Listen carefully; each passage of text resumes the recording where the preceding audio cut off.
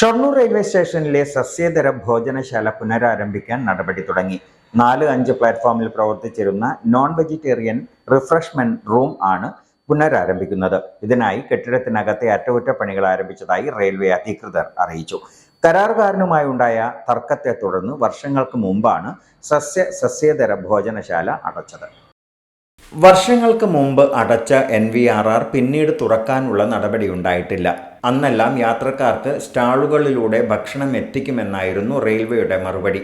ഇത് ഗുരുതരമായ വീഴ്ചയിലേക്ക് എത്തിയതോടെയാണ് വീണ്ടും NVRR പുനരാരംഭിക്കാൻ തീരുമാനിച്ചത്. അതിനായി യാത്രക്കാരന് വടയിൽ തവളയെ കിട്ടേണ്ടി വന്നു എന്നാണ് യാത്രക്കാർ പറയുന്നത്. NVRRന് പുറമെ വെജിറ്റേറിയൻ റിഫ്രഷ്മെന്റ് റൂമും ഇവിടെ ഉണ്ടായിരുന്നു. ഇത് പിന്നീട് ഒരു സ്ഥാപനത്തിൽ ലയിപ്പിച്ച് ഈറോഡ് കഫേ എന്ന പേരിലും പ്രവർത്തിച്ചു. ഇതെല്ലാം പൂട്ടിക്കിടക്കുകയാണ്.